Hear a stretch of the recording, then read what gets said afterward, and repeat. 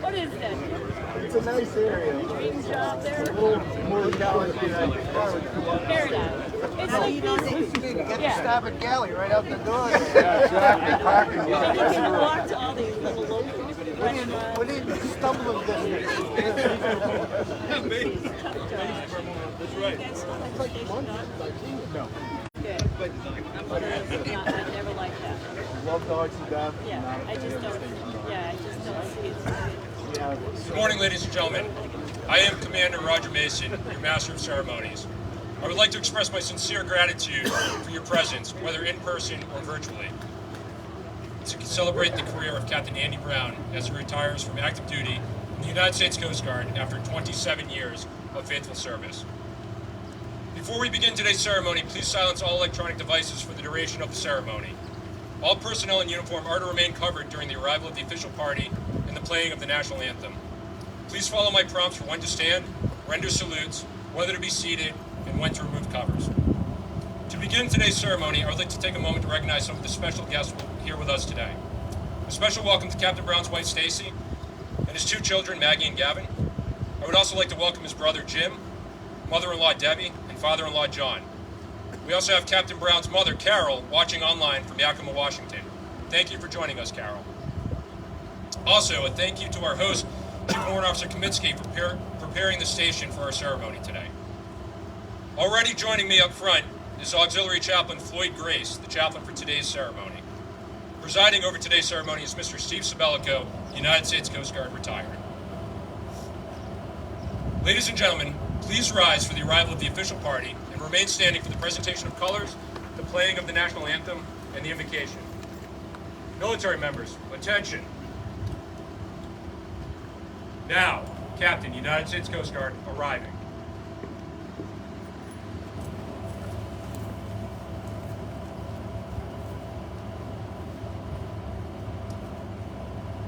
Now, Base Operations Deputy, arriving.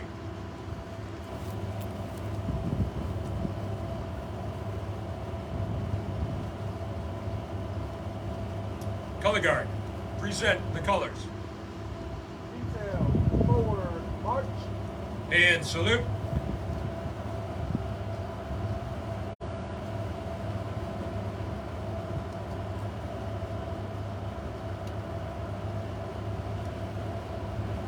Right side, march.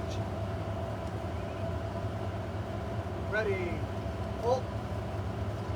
Left, face. Present, arms.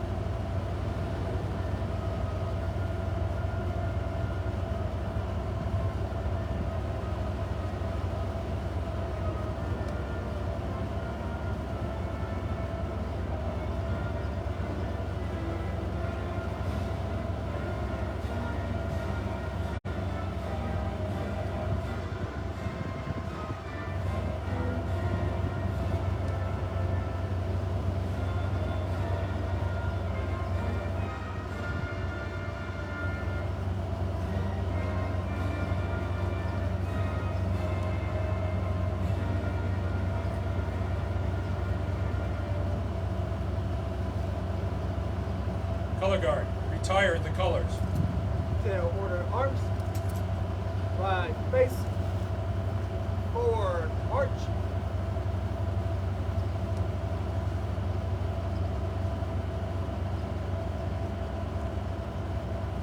Ready, two. Chaplain Grace will now offer the invocation. Guests in uniform, you may remove your covers at this time.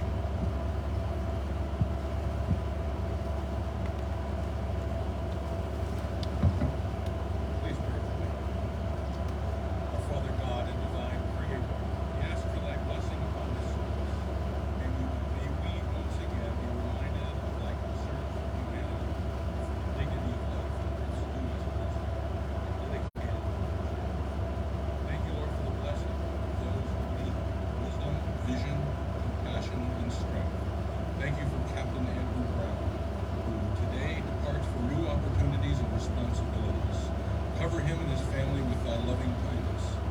Stacy and Maggie and Gavin, we pray for your compassionate watch care. Thank you, Lord, for the many sacrifices, hard work, support, the service these dear ones have provided these many years. Please bring to them joy and peace of a job well done, a rest well earned, and new horizons to explore. Father, we also lift up Carol. We ask your special blessing to be upon her. And we pray also for Jen, Debbie, and John. Thank you, Lord, that they are here. To those who are called to lead, bless them with strength, purpose, and courage. Keep them firm and yet understanding, wise and yet learning, brave but not foolhardy. May they be rocks of confidence and trust for those who depend upon them, whether ship, shore, family, or household. We humbly ask for your divine influence to be upon our shipmate and his family. As you have prospered Captain Brown's career in the Coast Guard, we pray you prosper him in this new chapter in his life. And with these prayers, we humbly invoke thy divine blessing on these proceedings. Amen.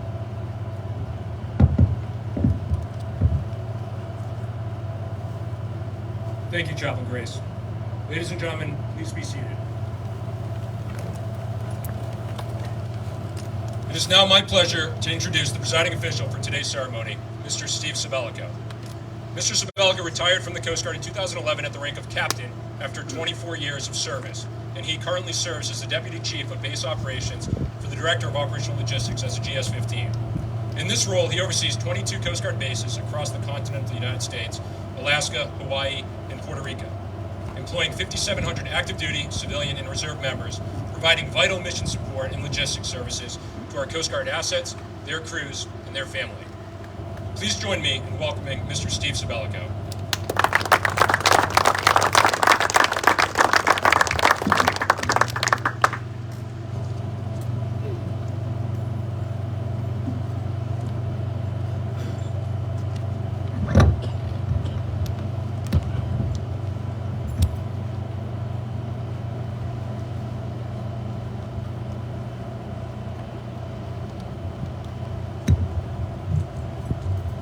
Hear me? Awesome. Well, welcome and good morning. And Andy, you were right. This is an incredible setting. This is my first time here at Station Portsmouth Harbor. But as I understand it, this is not Andy Brown's first time here at Station Portsmouth Harbor. Roger, do you know anything about Yeah, that's right, sir. It turns out that Captain Brown chooses this location for the most important moments of his life. Think like the first day of his active duty service with the U.S. Coast Guard, he reported as an ensign to the Coast Guard Cutter Reliance right over there. Turns out he and Stacy were married right over there, and today he will be retired right here. So apparently we're going to have to change the sign to Station Portsmouth Harbor and the revered location where Andy Brown celebrates all his life milestones. I think there's a man over there that can make that happen. Chaplain Grace, thank you for being here and for your invocation. Started us off right. And a shout out to the Color Guard from both Base Boston and Station Portsmouth Harbor for their show of military daring and presenting the colors. And to our host, Chief Warrant Officer Anthony Kaminsky, for allowing us to use this revered location for today's ceremony. And again, it is a beautiful day. But it's not always a beautiful day here at Station Portsmouth Harbor. And the men and women of Station Portsmouth Harbor carry out our vital missions for the Coast Guard, mostly search and rescue and law enforcement. And it turns out back in October 2nd specifically, they had a SAR case with a 47-foot fishing vessel, the fishing vessel Tontine, with 2 persons on board. The call came in at about 6:30 at night. They had called for a tow, and the tow service refused the case because of the distance offshore, 14 miles, and the conditions. It turns out the Coast Guard, we don't have that luxury. So the duty crew jumped into 44. It took them about an hour to get out on scene. 20 knot winds, I'll convert that for those non-sailors. That's 23 miles an hour sustained, 9-foot seas. And for you folks that don't get underway on boats, that is not a fun ride. So an hour to get out on scene. They hook up the tow. It takes them 3.5 hours to tow the tontine back into safety. And as luck would have it, and I don't know exactly what the direction of the winds were, but as luck would have it, normally it's a beam. And so on your way out, you're kind of rocking like this. Once you hook up that tow line and you get tension, it turns into this. And I don't care. We're brave coasties, and we say we don't get seasick. I guarantee you someone was seasick on that ride. So it was about a 6-hour SAR case. They got everybody back in safely. Then they got to get the boat back in. They got to fuel it up. They got to wash it down. All a day's work for our coasties. The crew that night, the OD was BM2 Wyatt McGuire, the coxswain, the driver of the boat, BM2 David Moyer, the crew, BM2 Grant Patnod, ME3 Haley Lloyd, Seaman Olin Townsend, and the engineer was Fireman Christopher Calhoun. Please join me in a round of applause for Chief Warrant Officer Boatswain Kaminski.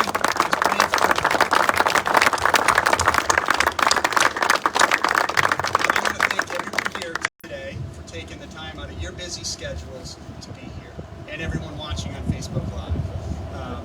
It's your attendance that makes these events so special, and I know it really means a lot to Andy that you took your time to be here, so thank you.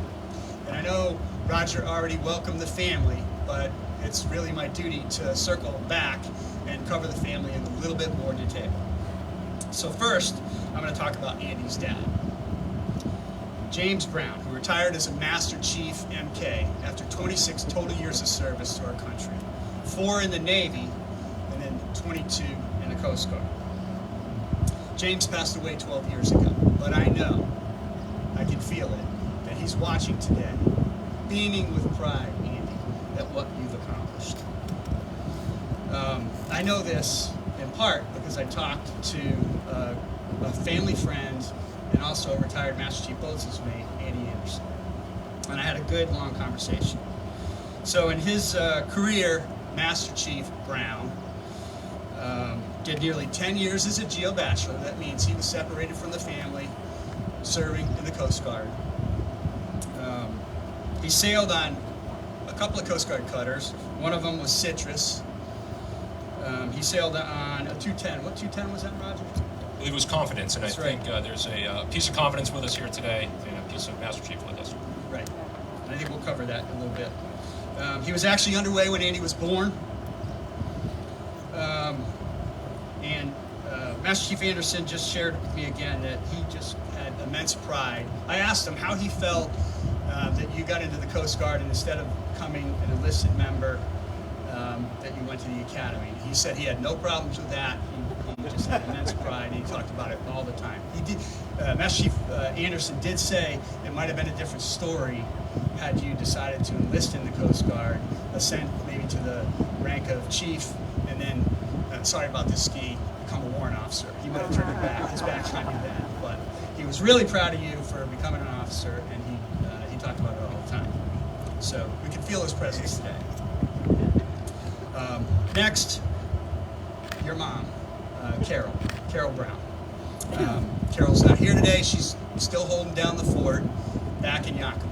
And because she's not here, but she is watching, I think it's only fitting if we welcome her. So on my cue, on 3, I want everybody to say good morning, Carol. So 1, 2, 3. Good morning, Carol. Awesome. So Carol was the Coast Guard spouse extraordinaire. She held down the fort while James was underway, while he was a GO, and just while he was serving. And I know Stacy knows a little bit about what it means to be a Coast Guard spouse. I also hear she drove the Gedunk truck around Kodiak when you guys were stationed in Kodiak, and I can just picture Carol, one hand on the steering wheel, and one hand whacking Jim and Andy as they were trying to pilfer free candy from the MWR coffers in the Gedunk truck. And I have no idea, and maybe you two do, how much money MWR lost in candy while she was driving that truck. And maybe we'll find out later how much that was. Again, your mom is proudly watching today, and I know she's very proud of your career. Next, Andy's brother Jim, also served in the Coast Guard 4 years. He was not only a coxsman, but he was a surfman, driving 44-footers out of Station Tillamook. Then he went on to lead a 26-year career in the Olympia Fire Department as a fireman and a paramedic. Jim describes you, Andy, as the peacekeeper and diplomat, the stable and grounded one in the family. And I asked Jim for some dirt on you, and he wouldn't cough any dirt up, although he started to a little bit last night, and I think as the day goes on, we're going to get some dirt out of Jim. But he just expressed immense pride and admiration for you. He's very proud of you. Jim's sitting there in the front row. Next, we've got Stacy's mother and father, and Andy's father and mother-in-law, John and Debbie Colliander, sitting here in the front row, who live local right here in Hampton Falls. And they let Andy steal Stacy away a year after they were married and take her all the way to Alaska 26 years ago. So thank you for that. And they've supported you and Stacy and your family throughout all of your Coast Guard escapades. Also, John's dad, Ralph, and Debbie's dad, Roland, served our country during World War II. Ralph in the Army Air Corps and Roland in the Navy. And finally, the nucleus, the immediate family. First, Stacy, Andy's wife of 26 years, dedicated not only to supporting you and your career, but also your wonderful kids and education. Stacy taught in the classroom for 10 years, was also a parent educator, and is just super dedicated. So, now, last but not least, the kids. And I had a great conversation with both your kids in the last week. Congrats to Maggie, who just graduated UW with a degree in microbiology, and she will go on to pursue her PhD in I had to read this because I'm not smart enough to even read it, never mind go after it. Molecular microbiology and microbial pathogenesis. Did I get that right? That is awesome. At Washington University in St. Louis. And then Gavin, who just finished his sophomore year at Florida International University in business. And when I finally caught up with Gavin, who was hard to catch up to, by the way, I started out, I needed to confirm his major, and he goes, it's business. And he goes, I'm actually out doing a little bit of business right now. I go, really? Tell me more, Gavin. He said, well, my roommate and I, we got some merch from his mom, and we got it on the cheap, and we're running around town reselling that merch, making a little bit of money. So Andy, you should be proud of that kid, because he's awesome. So in my conversations with Maggie and with Gavin, Andy, and this should make you smile, they told me two things. One, they're incredibly proud of you, incredibly proud. And two, and I think this is really cool, because not all kids who are Coast Guard brats say this. Some of them think it was hard and it wasn't fair that they had to move around. But they recognize the opportunities they had moving around, and they embraced them. And they're meeting other folks who had the same experiences. Maggie told me that without a doubt, that experience prepped her to go on to St. Louis, a place she's never been. She's not afraid of doing it, and she's really happy she had that experience. So, you should be really happy. And then Gavin told me a really funny story. First, I'm going to tell the story. Let's circle back to your dad. So your dad, what do we know about Andy's dad, Roger? Well, we learned that Andy's dad, the good Master Chief, was a bit of a gearhead, and he loved his cars. And we also know that Captain Brown stole we'll say borrowed without permission a Honda Prelude and had a mishap, we call it in the Coast Guard, a car accident. That's right. And I know your dad, Andy, he is super proud of you, but he's still a little bit pissed. And I'm going to tell you why He probably should still be pissed. He probably should. So I can see Andy right now. He's in the yellow Honda Prelude. He's driving downtown Yakima. You know, the windows are down. He's got his long hair blowing in the wind. He's got one hand on the steering wheel. He's got one arm out the window. Eddie Van Halen is playing on the 8-track. Your kids are like, Mom, what's an 8-track? We'll tell you later. He's not paying any attention. He's looking out the window with the girls. And then he decides I better look forward. Bam! Runs into the meat truck. Car's totaled. Master Chief should be mad at you. They're going to have to settle up with him at some point. And then Gavin tells me this funny story. At least I think it's funny, and I don't know if you thought it was funny at the time, but Gavin lives on the 3rd story of their home. And Gavin, in his senior year, decides he's going to have some buddies over, and I'm fairly sure they were drinking beer. So one of his buddies has to relieve himself, and it's probably late at night, and it's cold in New Hampshire during the winter. And so he opens the window, and he relieves himself out the window. What's parked underneath the window? Andy's beloved Dodge Challenger. He's taken after his father. He loves cars. Well, it freezes on the hood of the Dodge Challenger. I don't think Andy was very happy anymore. But you should have gone easy on the kid, because what you did to your dad's Honda Prelude, I think you did. I was challenged in my peacekeeper mode that morning. Anyway, you get the theme. This is a family who embodies the meaning of service. Service to our country, our Coast Guard, the Navy, the Air Corps, and the Army. So please join me in a round of applause for this great crown.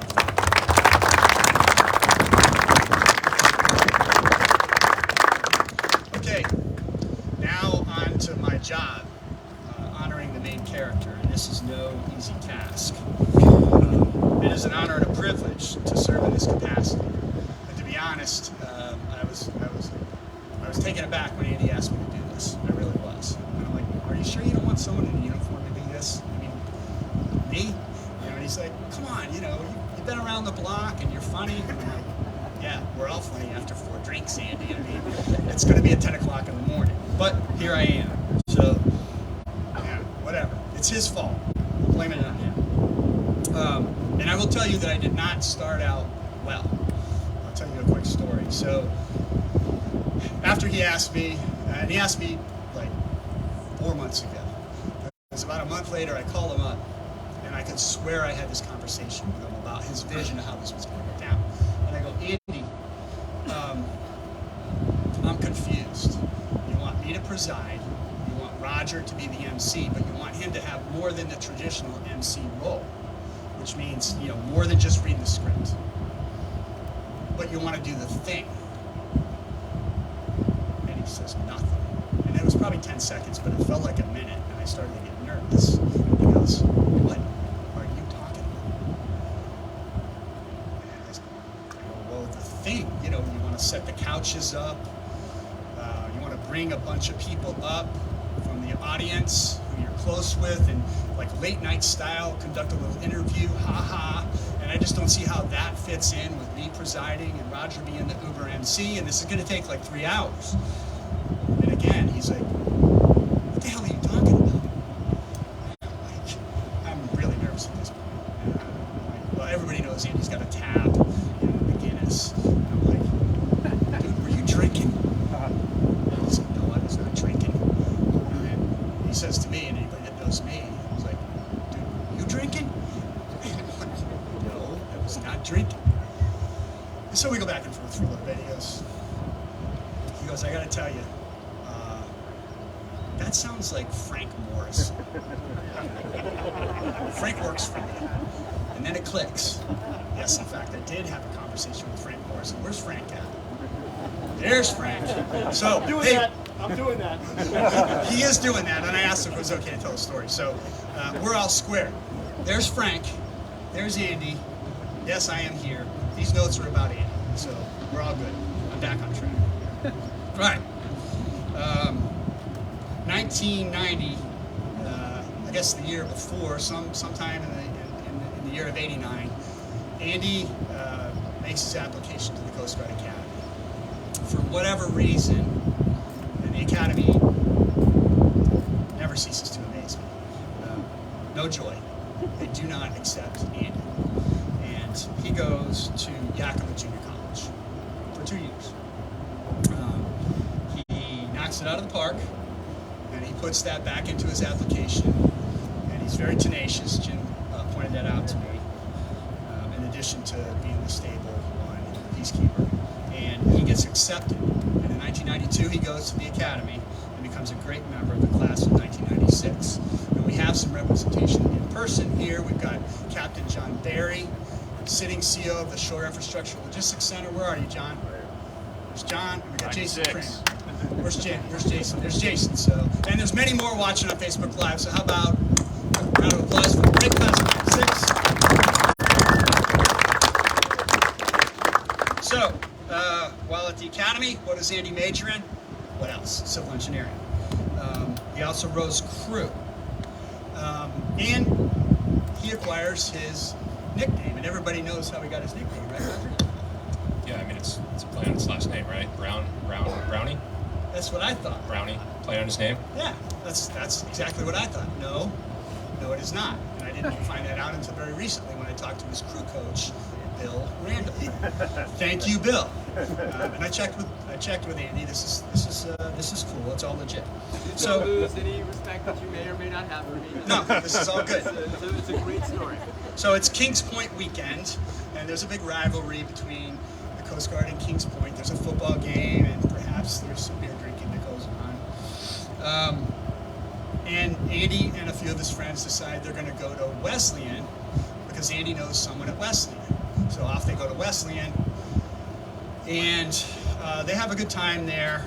And he pops in on his buddy, and they had had some beers. I can say one correction. It was not my buddy. Oh, someone else's buddy? Cronin's buddy. Tim Cronin's buddy. Where are you, Tim? Tim's not here. Tim might be online, but it's Okay. Tim Cronin's All buddy. right, thank you. To be absolutely clear. Thank you for the correction. I am. Andy, feel free to correct me whenever I That's go astray. That's an important note. That is an important note. So they get to Tim's buddy's place, and there's beer there, and there's other stuff there because it's Wesleyan. It isn't the Coast Guard Academy. And Andy is smart. He's smart. So he looks at this other stuff. He assesses things, and he's like, "All right, boys, we're gonna have one beer, and we're out of here." So they do that. Gets back to the Coast Guard Academy. Probably the next week, random urinalysis pops positive. So there's a lot to the story. I mean, obviously, Andy survives this traumatic event.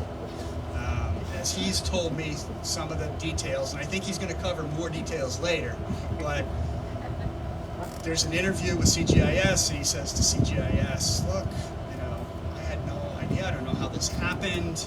And they're like, "Well, what the hell did you do?" And he's like, "I had 4 beers." And they're like, 4 beers? And he's like, "Well, I mean, they were 32-ounce beers. I mean, today we call those growlers." And they're like, "Tell the truth. You smoked weed." He's like, "I did not smoke weed. I have no idea how this happened." They're like, "What did you do? What did you do?" CGIS can be very intimidating. They don't believe anyone. And he says, "All we did, like we were hungry, and so we had some brownies." I'm going to let Andy tell the rest of the story. The fact of the matter is, here he is today, retiring as a captain after 27 years.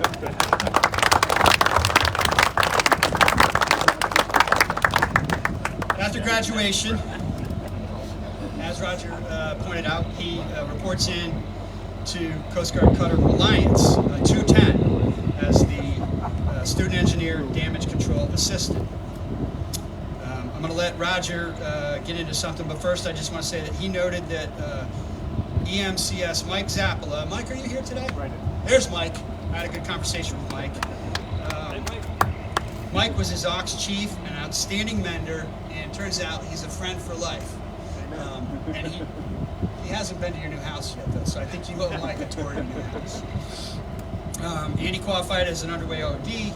He remembers his time aboard for 2 major things. One of the things Coast Guard cutters do is we lash up with the Navy. We go to this thing called Ref Tray. It's refresher training. You do a bunch of exercises. They look through your logs and your books. They make sure everything, all the records are ship-shape. And then they run you through this big drill, and they throw everything under the sun at you. They simulate shooting a torpedo at you and dropping a bomb. You got a hole in the ship's on fire, all hell is broken loose. You're in the middle of a battle with someone, probably at that time it was the Russians, and they just run you through the gamut. And the goal is for the ship not to sink and for you to pass. And if you do really well, and the Navy really hates this, you get what's called the Covenant Battle E. Well, they won the Battle E, and Andy told me that he was really proud of that.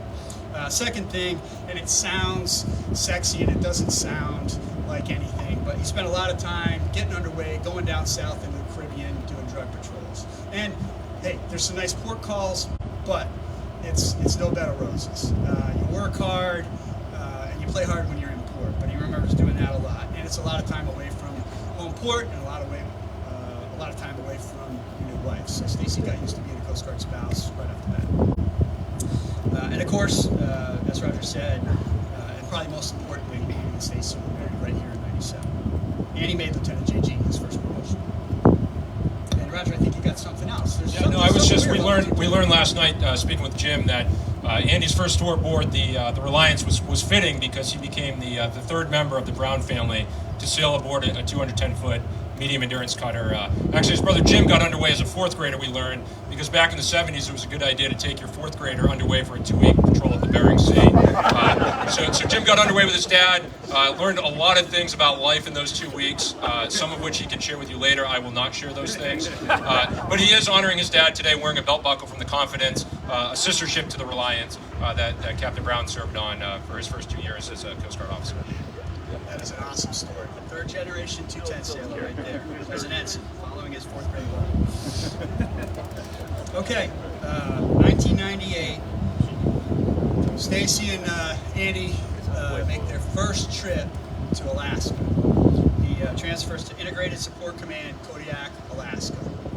Since changed his name, but we'll get to that. His orders were to the Engineering Environmental Branch, and he was going to work for Don LaChance, one of the many legendary civil engineers who's retired and now works as a civilian in civil engineering at the facility.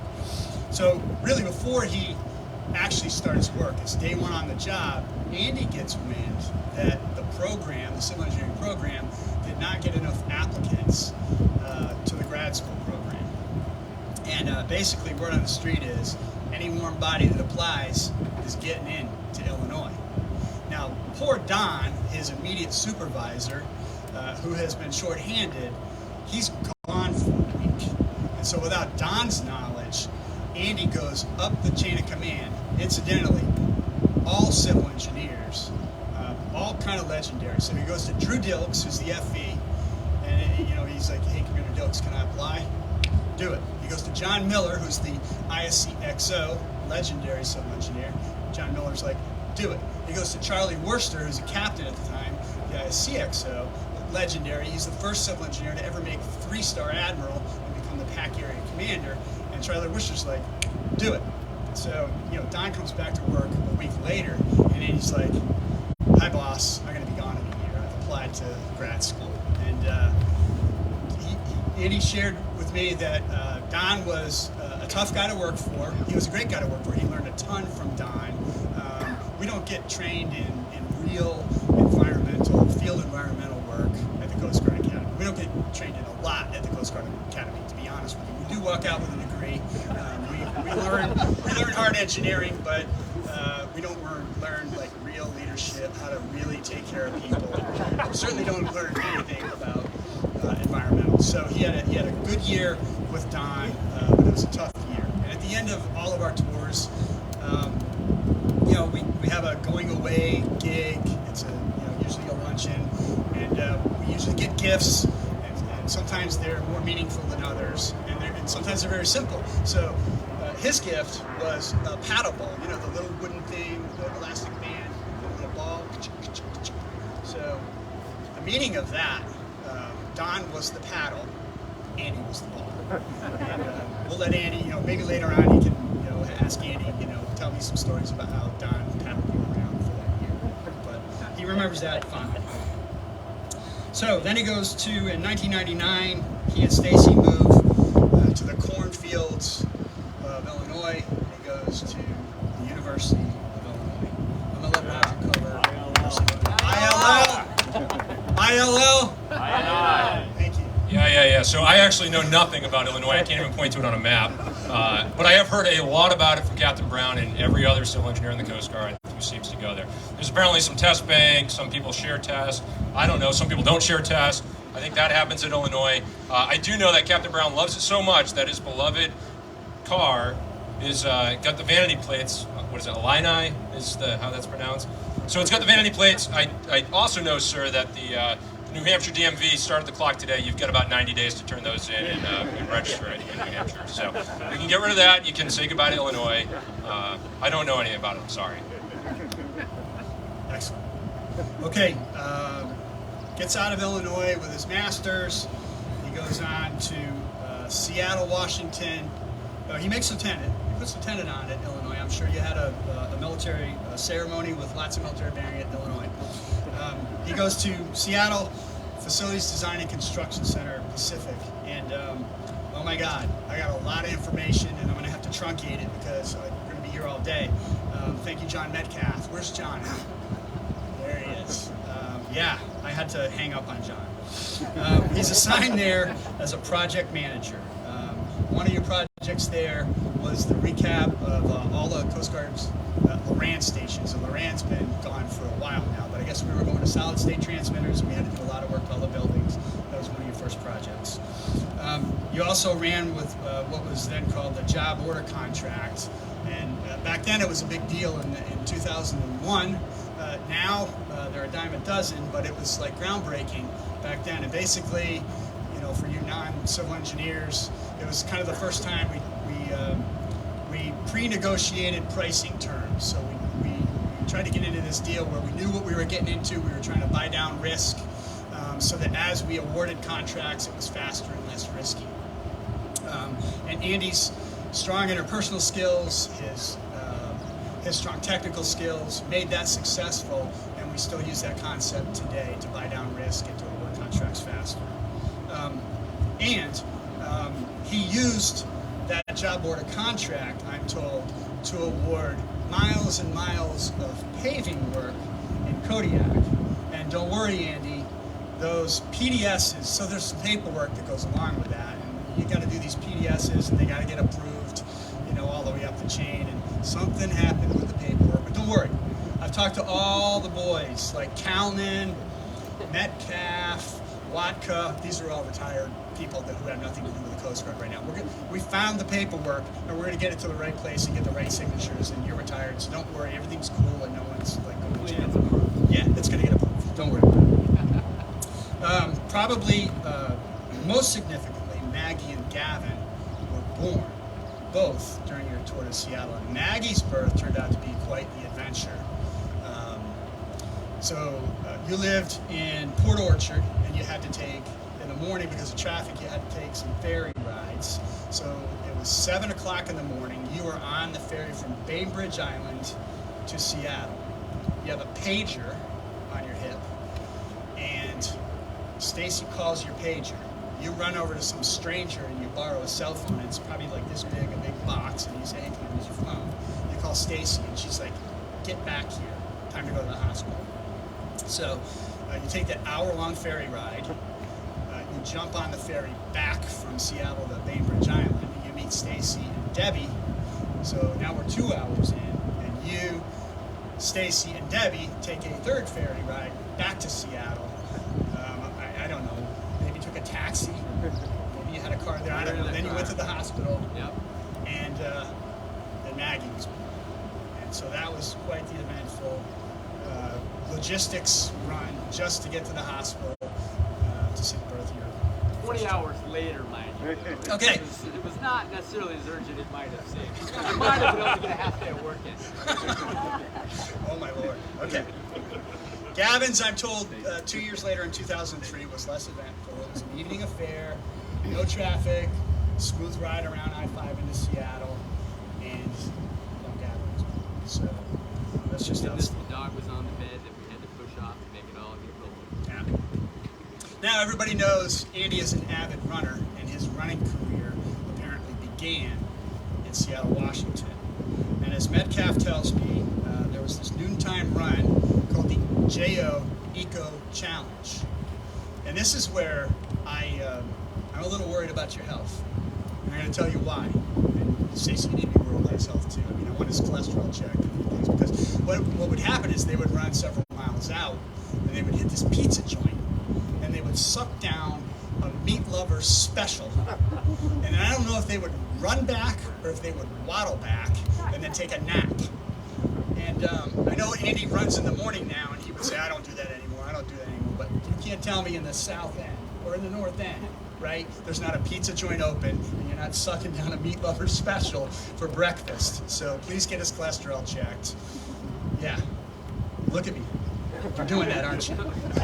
No comment. Yeah. And then Andy, I'm told, and this is verified by multiple sources, Metcalf was questionable, so I had to verify it. But any good journalist gets multiple sources. Dave Kirkpatrick called in at 10:45 last night, just in time, and he also verified this. Meltdown Brown. So I'm told, and it comes from several vectors. One, at work, Andy's hard charging. This is the young Andy Brown, not the calm, cool, collected Captain Andy Brown we know today. He's, he doesn't understand as a young officer that not everybody is hard charging, working, more than 8 hours a day, get the job done at all costs. And sometimes he gets wound up and he needs calm down. He's not the calmer, he needs calm down. Secondly, and Dave Kirkpatrick shared this with me, he had the propensity out on his runs, when people weren't stopping at crosswalks, he would pound on hoods. He once yelled at a bus driver. And even, he was running with 2 other people, so they were running 3 abreast, and there were 3 elderly people running the other direction. And Andy got into a verbal altercation with these 3 elderly people. And I don't know, maybe Dave Kirkpatrick is as trustworthy as John Metcalf. I don't know, but that's the story that I heard last night. And so, Meltdown Brown is his second nickname. There's 20% truth to that. Okay. 2004, assistant facilities engineer, off you go to Cape Cod. And that's probably the second time you lived in Coast Guard housing? That was the first time. Oh yeah, this is the first time, because you had a family. Yeah, okay. You worked for my classmate from the great class of 1988, the real John Healy.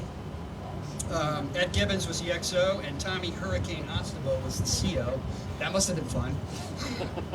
I talked to Bob Cannon. That was a great conversation. In environmental.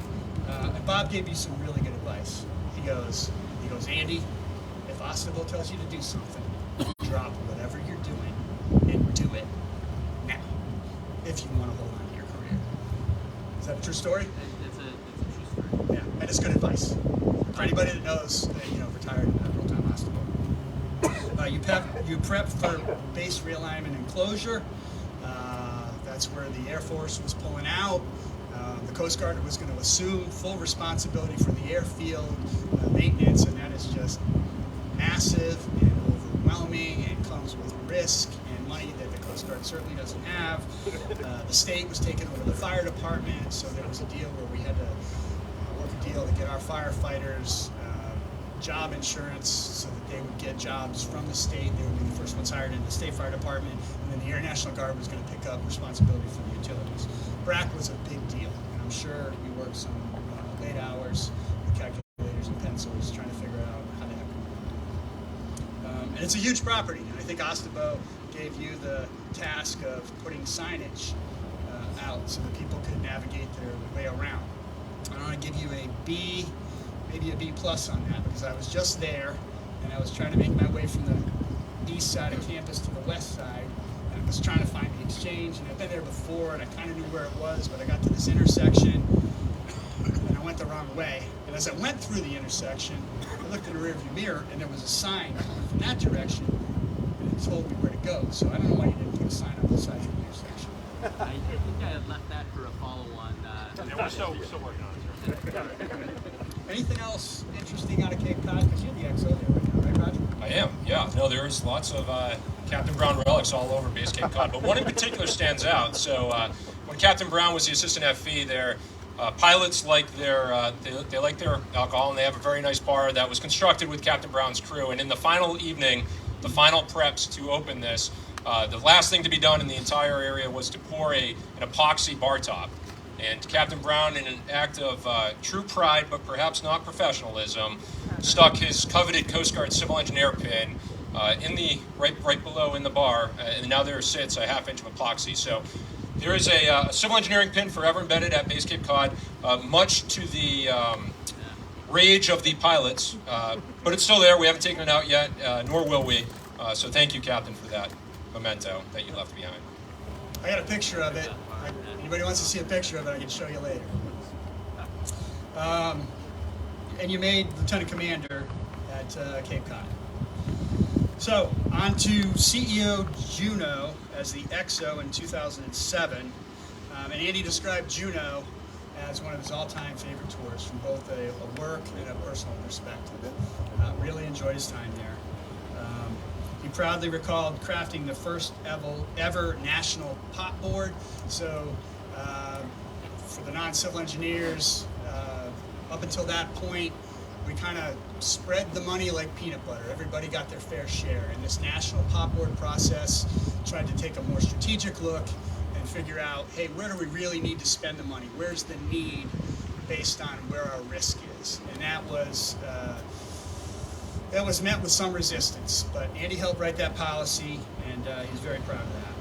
There was also a long-standing war or plight to take over the 43 or the Depot level program from base Kodiak, and somehow under Andy's watch, they took that program from Kodiak and moved it into the CEU.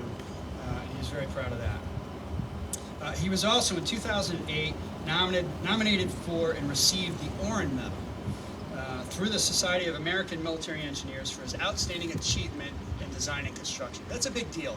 I mean, in any given year, there's a couple of hundred people eligible for that award. There's probably 20 plus people actually nominated for it, and it's a big deal to get it. It is truly an honor, and it shows that you are at the top of your technical game, and that is very, very special to receive that award. Andy also recalls that tour is when Joe Calnan came into his life. And Joe, I hope you're watching, and I hope you're smiling. And anybody that knows Joe Calnan remembers exactly when Joe Calnan came into their lives, because Joe is a special person.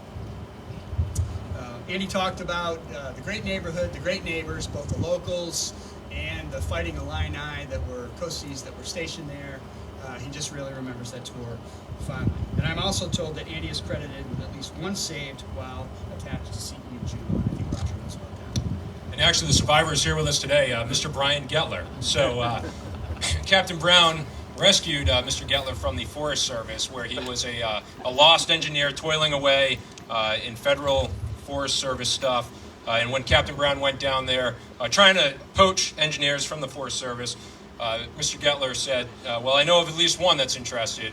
And so Mr. Getler in our prep actually sent us a great email, and I'm just going to read it quickly to capture the entire story. I met Andy for the first time when he was a young, enthusiastic Lieutenant JG working in ISC Kodiak's environmental branch in approximately the year 2000. I ran into him again when he visited me in the early 2009 while I was with the Forest Service and had grown very unhappy with my current job there as the regional budget director. Andy knew I had worked in the Forest Service Regional Engineering Office previously and might know some Forest Service engineers who may be interested in jobs with civil engineering in Juneau. I said, I know of at least one. What have you got? And he informed me that CEU was getting all of the Kodiak work, and they had taken over from FD&C, and they're standing up a new Kodiak branch. This began a great relationship between Andy, myself, and Kodiak legend John Miller, teaming up on so many projects that we began referring to ourselves as the Three Amigos. Andy always gave John and me too much credit for the success he earned on his own, and was typically humble about his accomplishments. When he was leaving CEU Juneau as the XO, he said something to the effect that he was just an engineer and that he never rescued anybody. I took issue with this, and I told him that he did have at least one successful SAR case. He rescued me from the Forest Service. Fortunately, we were able to work together for another 3 years after he left CEU Juneau and became the facility engineer at Kodiak. And we have been in touch routinely over the years. So bravo Zulu, my friend. Congratulations on your retirement, distinguished Coast Guard career, and best wishes in your future endeavor.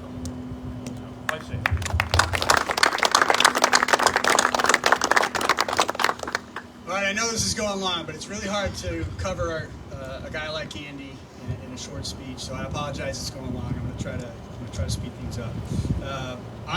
In 2011, on to base Kodiak, tour number 2, this time as the facilities engineer, so the big boss in facilities.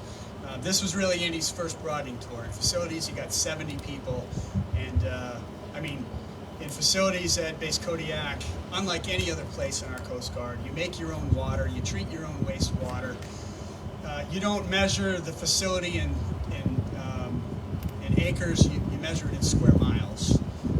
You're out literally on an island. out on the final frontier. It is not for the inexperienced. You have an $18 million contract full of contract employees doing the work, and you also have a 70-person staff. To give you an idea of the scope and responsibility of that job, it is just huge. And Andy knocked that out of the park. He really did. And he, when I say it was his broadening tour, not only do you need to be on top of your technical game, but you're dealing with people problems that are just amplified because you're out there on that island. Trust and confidence problems and leadership, and Andy Brown stepped up and corrected them.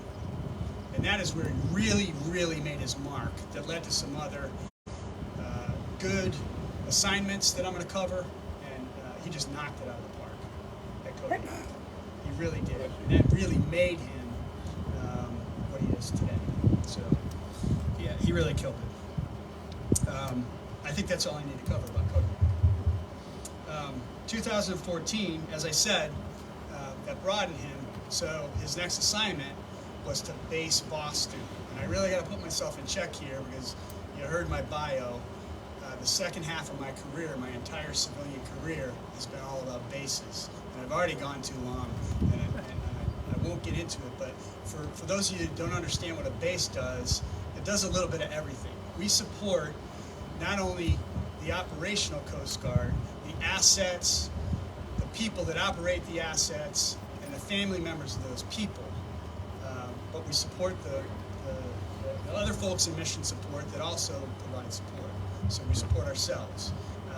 Facilities engineering, naval engineering. Yeah, Mr. Sabelko. Yeah, let's just move on. Nice. Awesome. We know you're excited about bases. I am We are very too. excited.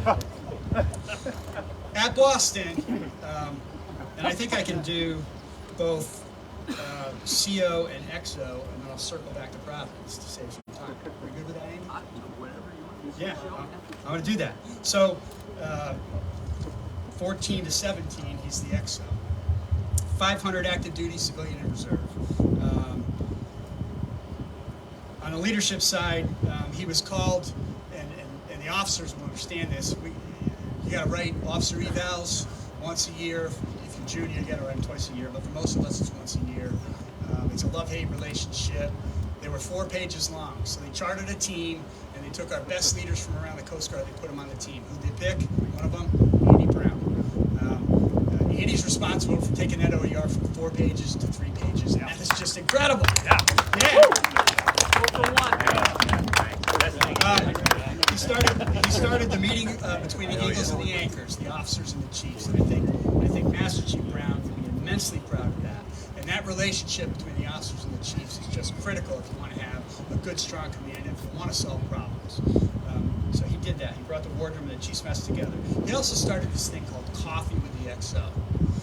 I think it was once a month. It was early in the morning. Every Friday. Every morning. Every Friday? Yeah. Every Friday. All right. Coffee time. Coffee time. And it started out small and it grew. And his idea was, I'm going to get people together, not only to just meet the XO and get comfortable and I want to know what's going on, but I want people forming new relationships, and I want to build trust and confidence, and I want to solve problems. And that thing built a head of steam. And I think Rogers got a little bit on coffee here. So. Yeah, so it's built such a head of steam that it's been replicated across the Coast Guard. And as a tribute today, sir, many of us purchased coffee. It's sitting over on that table there. I've got coffee shipped to me from all over the country to honor you, from far away as Alaska down to Puerto Rico, Petaluma, everywhere in between. And I do have to credit Commander Nakagawa with that idea. It was her idea. But we loved the coffee time with you. We've copied it elsewhere, and it's phenomenal. It speaks to who you are. Awesome. So for his inspirational leadership, and this is a really cool story, we have inspirational leadership awards every year. And in 2017, Andy was given the Jarvis Award for Inspirational Leadership. The coolest part of this story is that it was his subordinate department heads that drafted the award. So his subordinates got together, they drafted this award, they thought so much of him, and then they handed it to the CO. And I think it was a requirement, the CO had to sign it. And he signed it, he put it in, and all the best leaders from all over the Coast Guard every year get nominated for this. And that right there is your 2017 Inspirational Leadership Award, the Jarvis Award right there, Captain Andrew. That is just Andy leaves Boston, he goes to CEU Providence. It was a busy year. We had, in 2017, 4 hurricanes, Harvey, Irma, Maria, and Nate. Andy's unit sends out damage assessment teams. They go out, they assess the damage. It was massive. We report the damage to Congress. We get a bunch of extra money, and then we got to do something with the money and go repair everything. And then Andy's unit has to award the contracts to get units repaired. It was a busy year, and it went by in a flash. Roger, you were the XO at that time, weren't you? I indeed was the XO for a brief portion of that time. Commander Mike Koss was also the XO for that time. I think it is worth noting, however, that Captain Brown does hold the record for the shortest tour of any commanding officer in the history of Civil Engineering Unit Providence. Not because he was fired, he was promoted during that tour, and he made captain shortly thereafter. However, he does hold that distinction, so congrats on that. It went okay. Like it was okay picking up the pieces. I did get to do a couple jobs on my own in the wake of Captain Brown's path there, but he did make some impressive, long-lasting changes to CEU Providence. That's awesome. All the PDSs were submitted, John. All right, 2018, he comes back to base Boston after being away for a year. This time is the Big Cheese. He's the CO. Again, 500 people. And his focus, again, is people, taking care of his people. He had 3 270s stationed there. The 270s headed south, and he made the waterfront ready for 6 fast response cutters, some of our newest cutters, 154 feet in length. That project, his civil engineering skills kicked in. There wasn't enough money. There was a lot of debate about cutting costs, cutting down on the pier width. He leaned in, he partnered with the 1st District Commander. He leaned in on his civil engineering brothers and sisters. Wasn't so popular with them at first, but things turned out just right.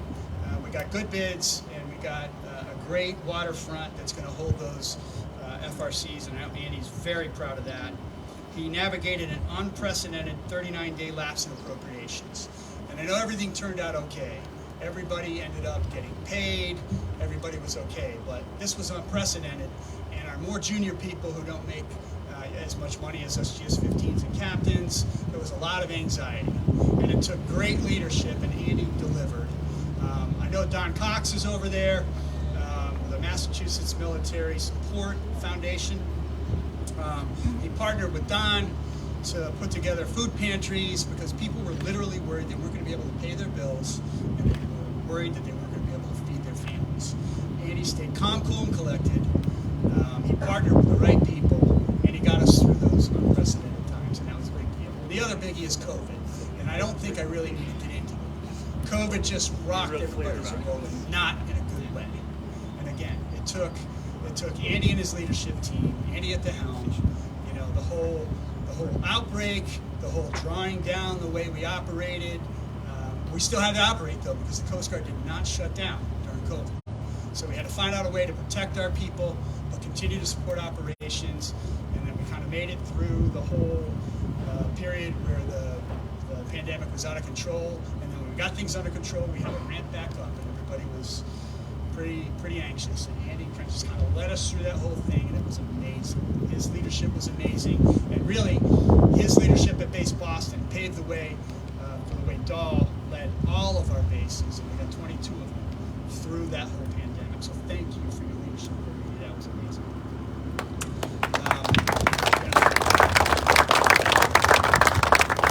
So, final tour duty 2021, completely outside of his comfort zone, something he's never done before, but great communicator, builds trust and confidence, builds relationships, forges and sustains relationships, and so he goes to D1 External Affairs and he knocks it out of the park.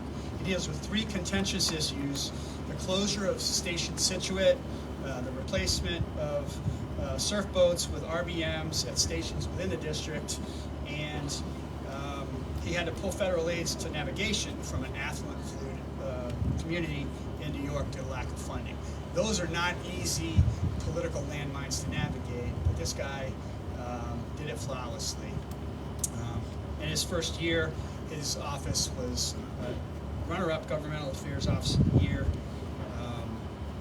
He was also called upon because of his outstanding prowess with labor unions from all of his previous tours. Headquarters asked him to negotiate a national labor contract with between the Coast Guard and AFGE.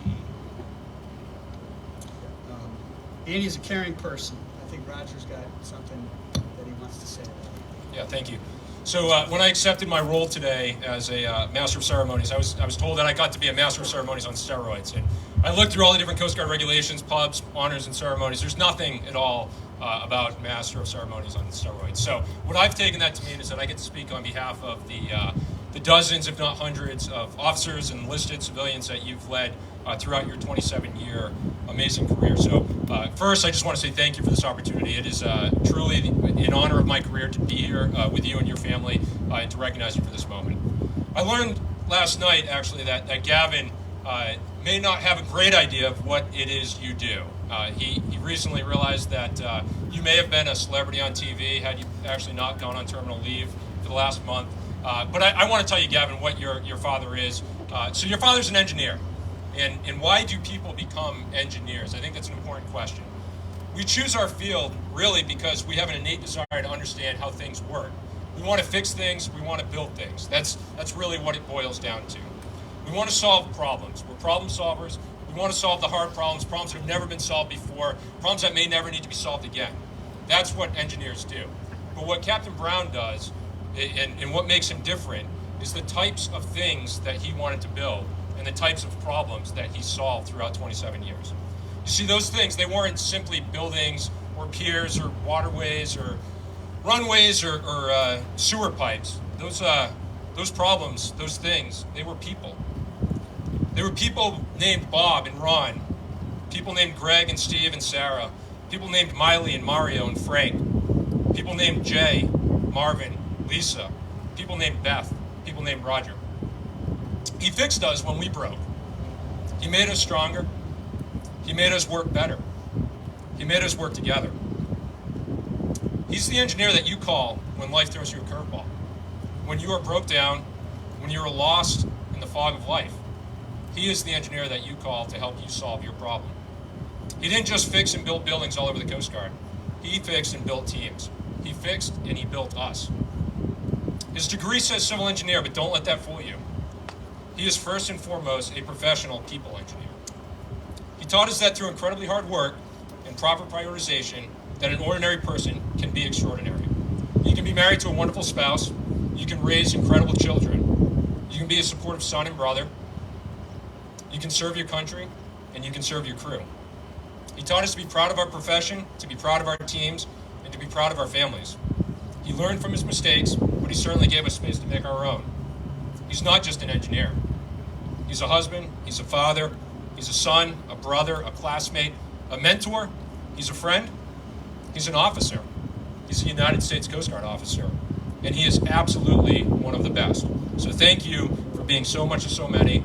Thank you for bestowing this honor upon me. I know that there were many people that would have done this in a heartbeat. I am so incredibly happy to be here to celebrate you.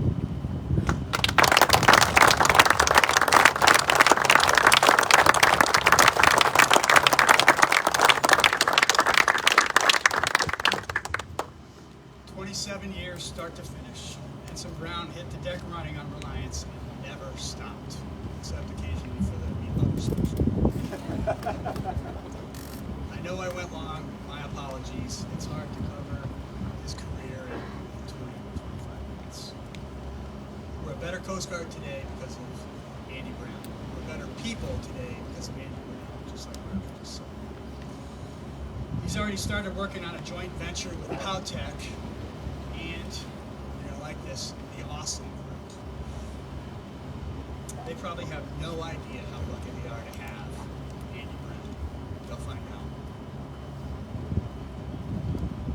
Ladies and gentlemen, thank you for letting me walk you through Andy's incredible career.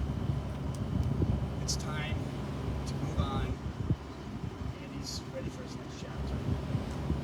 Thank you.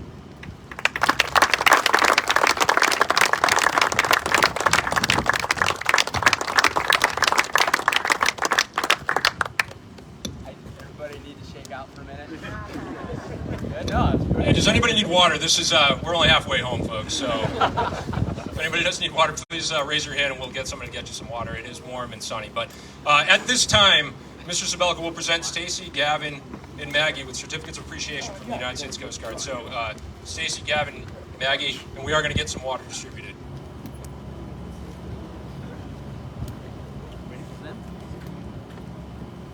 Yeah, come on up.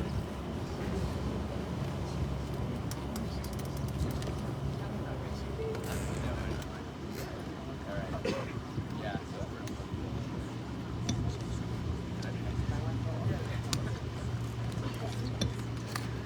From the United States Coast Guard, to all who shall see these presents, greetings. This is to certify that Stacy Brown has earned grateful appreciation for her unselfish, faithful, and devoted service during her husband's Coast Guard career. Her unfailing support and understanding helped to make possible her husband's lasting contributions to the nation. Given this 30th day of June 2023, signed Linda Fagan, Admiral, U.S. Coast Guard, Commandant.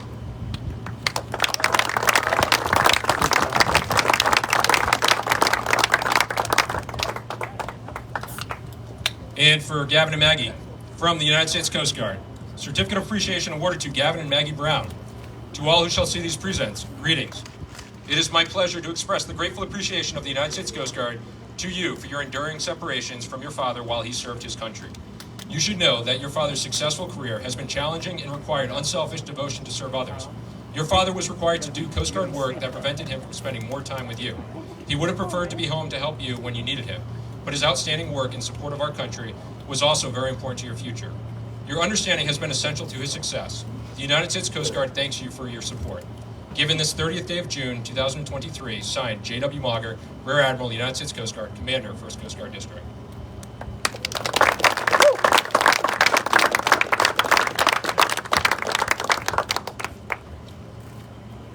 Captain Brown will now present flowers to his wife Stacy, daughter Maggie, and mother-in-law Debbie. Also, I'm told that flowers will be delivered to his mother Carol later on this morning, so Carol, please watch out for the flowers. Gavin, I'm told that your dad has a special gift for you during his remarks, so you can look forward to that.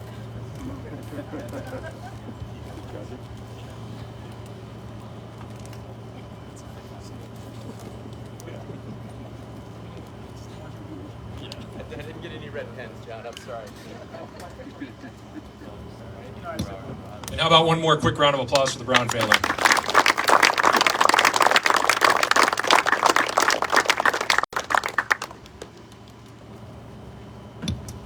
Mr. Sabelka will now present Captain Brown with some formal recognition. Guests, please rise for this presentation. Military members, attention to award. This is the citation to accompany the award of the Meritorious Service Medal, Silver Star in lieu of a 6, to Captain Andrew S. Brown, United States Coast Guard. Captain Brown is cited for meritorious service in the performance of duty as Chief External Affairs, 1st Coast Guard District, from August 2021 to June 2023. Navigating a challenging political climate in the COVID-19 pandemic, he fostered superb governmental and international relations with 52 representatives, 16 senators, 23 consulate general offices, as well as federal and state agencies, impressing the value of the Coast Guard to the nation. Displaying astute leadership, he oversaw a successful public affairs program that catered to 56 million viewers and was awarded second place among all districts in the 2022 Commander Jim Simpson Public Affairs Competition. His tailored messaging helped shape the legislative landscape by educating lawmakers during over 20 congressional engagements and generated detailed contact reports for senior leaders. As a critical member of the Coast Guard's master labor negotiations, he directly contributed to the positive long-term relationships with the Federal Civilian Union, ensuring continuity of operations across the service. His initiative led to a new partnership between the Coast Guard and University of Massachusetts Boston, boosting the service's brand and directly contributing to the recruitment of underrepresented minorities and women in the engineering and cyber fields. His contributions are a fitting legacy culminating 27 years of dedicated service. Captain Brown's dedication and devotion to duty are most heartily commended and are in keeping with the highest traditions of the United States Coast Guard. Signed for the Commandant, J.W. Mauger, Rear Admiral, United States Coast Guard, Commander, 1st Coast Guard District.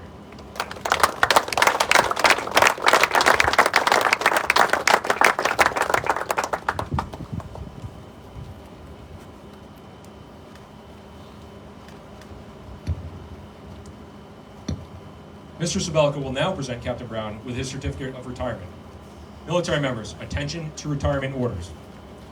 Certificate of retirement from the Armed Forces of the United States of America. To all who shall see these presents, greetings. This is to certify that Captain Andrew Brown has been retired after honorable service in the United States Coast Guard, is awarded this testimonial as an acknowledgement of duty faithfully performed during a period of 27 years, done at Portsmouth Harbor, New Hampshire, this 30th day of June, in the year of our Lord, 2023. Signed, L. Fagan, Admiral, United States Coast Guard, Commandant.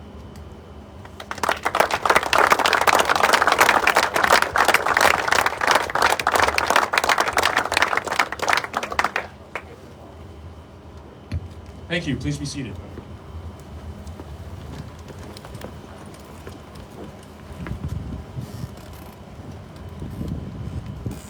Everybody doing all right? All right. I mean, the scenery, if nothing else, just focus on that. It's amazing. It is tradition that an American flag is presented to retiring members of our armed forces. This flag will pass between members representing each rank held by Captain Brown during his 27 years of service in the United States Coast Guard. Flag detail, post.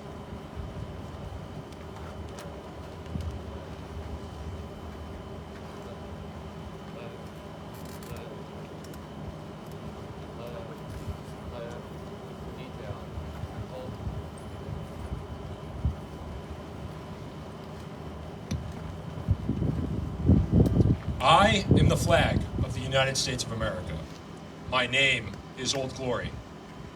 I fly atop the world's tallest buildings. I stand watch in America's halls of justice. I fly majestically over great institutions of learning. I stand guard with the greatest military power in the world. Look up and see me.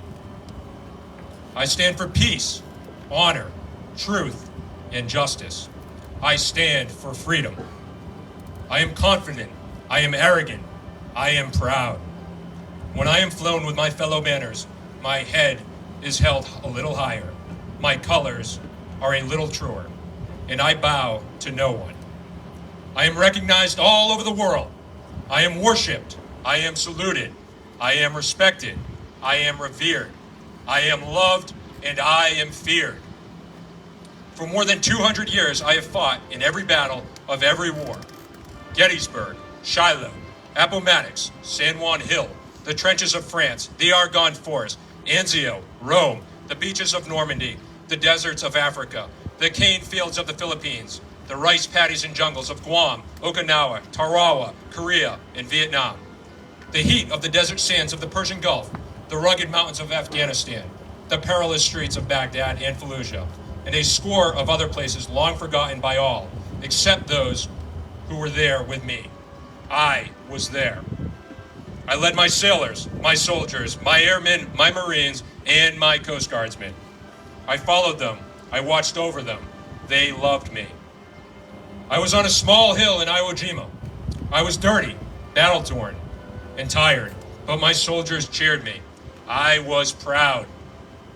I was at Ground Zero in New York, Pennsylvania, and Washington as cowardly fanatics attacked America.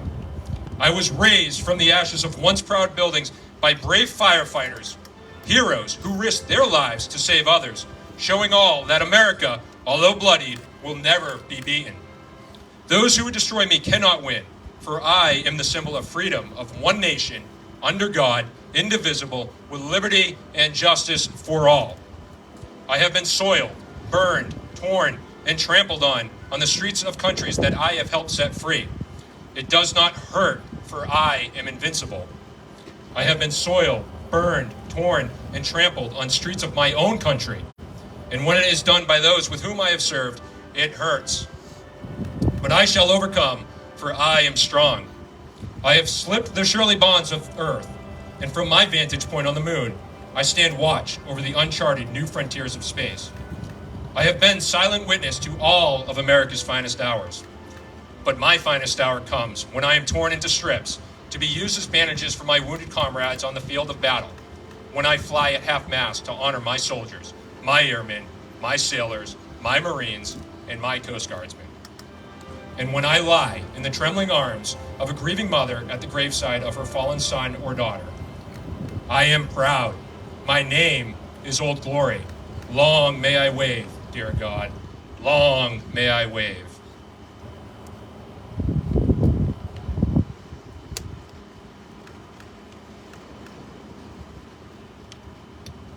Flag detail, dismissed. Lord, Martin.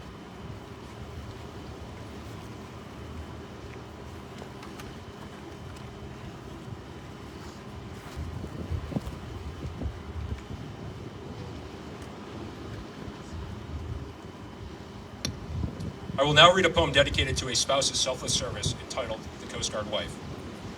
The good Lord was creating a model for military spouses and was in his 6th day of overtime when an angel appeared. She said, "Lord, you seem to be having some trouble with this one. What's wrong with the standard model?" The Lord replied, "Have you seen the specs on this order? She has to be completely independent, possess the qualities of both a father and a mother, be a perfect hostess to 4 or 40 within an hour's notice, handle every emergency imaginable without a manual, be able to carry on cheerfully even if she has the flu, and she must be willing to move 10 times in 27 years. And oh yes, she must have 6 pairs of hands." The angel shook her head. 6 pairs of hands? No way. The Lord continued, "Don't worry.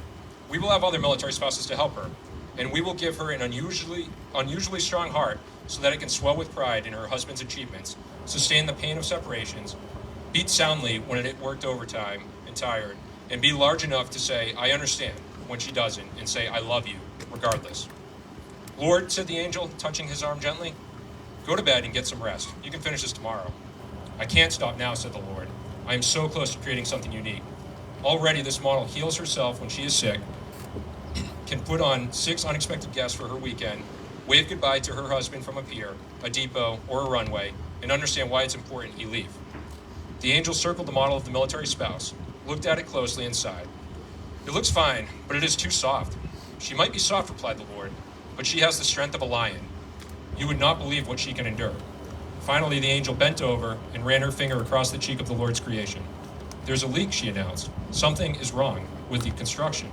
I'm not surprised that it has cracked. You are trying to put too much into this model."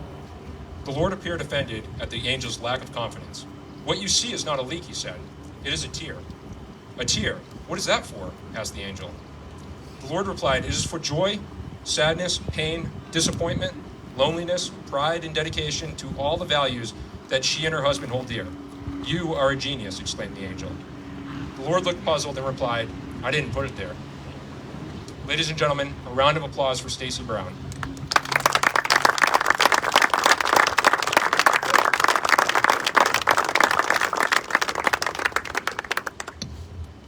Now, Lieutenant Sam Corcoran will present Captain Brown his shadow box on behalf of the External Affairs team and the 1st District staff. The shadow box is a physical representation of Captain Brown's career and accomplishments.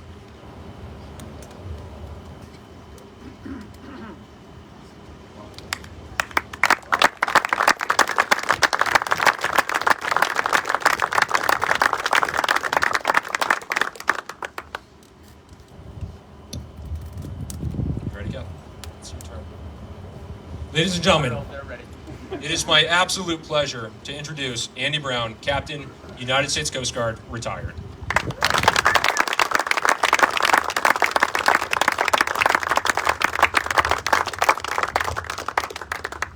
right, can everybody hear me all right? All right, I am going to be very sensitive to the time that we've been out here today. I've got some written remarks. I'm probably gonna take this out of here first, and may free flow a little bit, but I promise to keep things moving along.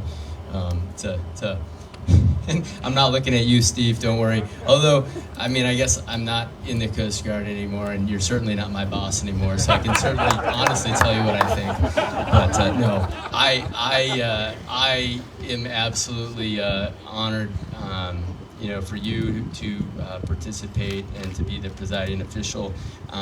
This is a special day, obviously, and to have someone that knows you as well as somebody that I trusted, that would take the time to get to know others that know me, to put together the remarks is why I chose Steve Sabelico. Now, I should have known that if anybody knows me, I'm a rambler, right? I can ramble on, but Steve, is a rambler on steroids, as I like to use to describe some things. But no, I appreciate the remarks, and I appreciate that he certainly made his day, because he's about the closest thing to representing our father and his service in the Coast Guard. So thank you for that. Wow, I'm completely none of that was in my remarks, so I apologize. First, thanks for everybody being here. I mean, amazing day. I know 4th of July is on Tuesday, and it's a tough weekend, and you're in New England, and everybody wants to head north, and there's lots of folks from from Boston and south of Boston and west of Boston and north of Boston here today. Everything centers around Boston out here for some reason, but there's also a number of folks that travel to be here for a day and for 2 days. Brian Getler, from Juneau, Alaska, to be here today, and a number of folks from out of state, and I'm truly humbled for your presence here, as well as all the folks. I think I counted through my tours, and I think there's only 2 units that don't have somebody represented here today that I served with. Going back to my my very first tour with Senior Chief Zappala and Master Chief, that was a non-raid on Master Chief Hassler was on non-raid on Reliance at the time too. So thank you for being here. Roger, thank you for choosing to be the MC today. Again, very calculated in what I do and what I say sometimes, and Roger, as his remarks kind of alluded to, in my mind, kind of represented all the folks that I've had the opportunity to work with in my career and help along in their career, and so thank you for that. And man, I cannot watch this thing, because if I have to listen to what you said again, I will bawl in tears, because that was one of the most touching things I think anybody's ever said to me or about me, and so I appreciate it. Thanks for everybody again that's here. Thanks for folks that put this together today. I've got a few names of folks. Brandon Newman, project officer who transferred out as got close to my retirement. Jamie Brady, who stepped in, who's an intern at D1 this summer, and last thing that she probably wanted to do was take over the planning of a major event 2 weeks prior, which is right when 95% of everything comes together. So thank you, Jamie. Chaplain Grace, thank you for being here today. Roger and Steve, obviously. And then there's one thing still left after this, so I apologize, but I'll thank him now. Frank Morrison, who you saw earlier. He's not going to talk about his retirement anymore, though, I promise. Frank, Greg McLam, Marvin Pena, Sarah Corcoran, Patrick Crowley, Chris Eddington, Alfred Leto, Anthony Kaminsky, and the base Boston and Station Portsmouth Harbor Color Guard. Thanks again for making this happen today. As many that know me, I'm not someone that likes to have people. I like to do a lot of things myself, take care of things myself, and I don't like to put a lot on other folks unless I have to. And I appreciate you doing that today. Incredible day. Right, and we threaded the needle, my wife and I, all week long, all month long. We're looking at the weather, and Monday it looked pretty bad, and we did have, the pavilion was going to be the backup. Maybe probably could have gone in the pavilion to get out of the sun today anyway, but a great location. As Steve talked to, very special place, for Stacy and I and our family, and about everybody that got me to this point in my career. There's a number of reasons that we should never be here, and Steve outlined one, and I won't go into great detail in that, but to have to go through that and have a son that's going through that as a coastie, or retired coastie at the time, but somehow not somebody that necessarily always believes that everything happens for a reason, but there was reason for that, and I think it was for me to be in the Coast Guard to be able to do what I did. My wife said if I ever hit a stumbling block here that we could do Q&A, but I don't think I'm there yet. But if anybody does, want to go Q&A to move this along faster, happy to do so.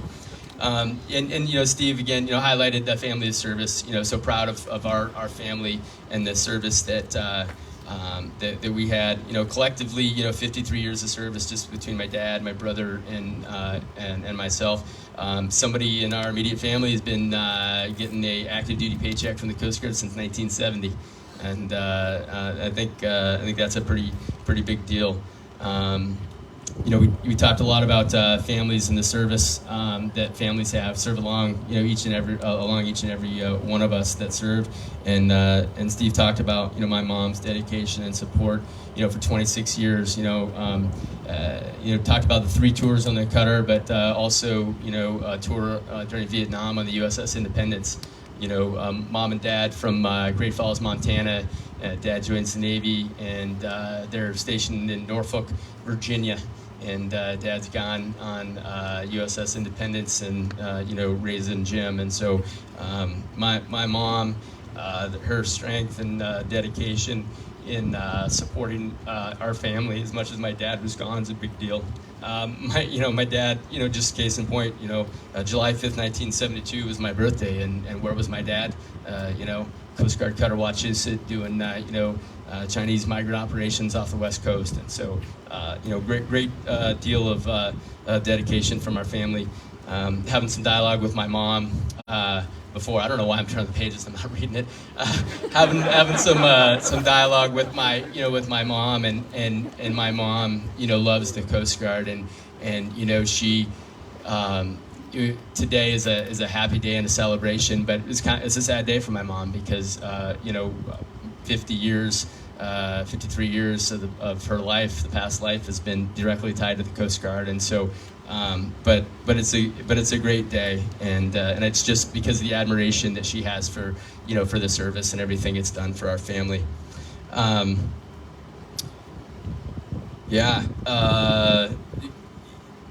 Never should be here for one more reason, and I just note why.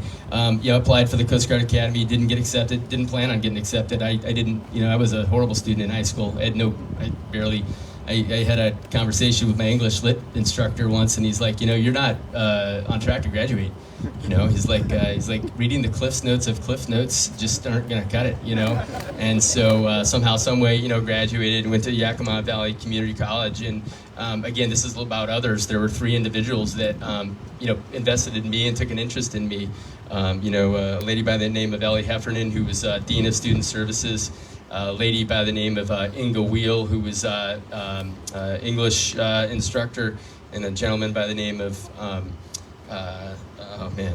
Roger Knoble, calculus professor. And they, I had never really had anybody, push me and hold me accountable in that way in the academic setting, and they're the ones that turned it around for me. I had a random conversation with a kid one day at YVC. Never, to this day, don't ever remember seeing the kid before that day. Never saw him after that day. But we were chatting about the Coast Guard Academy for whatever reason, and he had mentioned about himself maybe applying, and I had no idea you could, go to college and then still apply to the Coast Guard Academy. And so, that afternoon I got on the phone with my dad, who was still active at the time, working in the recruiting field, and he's like, absolutely, so what I do, I applied to the Coast Guard Academy, and I got in, and I hadn't ever given the Coast Guard a second thought since I hadn't applied. So again, just kind of weird how things work out. All right, I'm going to turn the page, and I might catch something that's on this next page, but I'll keep it moving. Everybody doing all right? All right. I'm trying to keep it moving. So Steve, thank you for highlighting, my tours. I'm not going to go through those again, but we had, just an incredible run. Better to be lucky than good sometimes is kind of my motto, and I think I just happened to put in for all the jobs that perhaps others didn't put in for, and I got them. And although other than once, there was a rough time once that I didn't get the jobs that I wanted, But anyway, very, very fortunate. We lived in some amazing places, and amazing experiences. For the kids is obviously now at 22 and 20, they fully recognize as we're here today. what I'd like to do is I'm gonna, there's a number of folks that shaped Andy Brown, as to kind of how I became who I am today as an engineer and really as a leader and somebody that truly cares about people.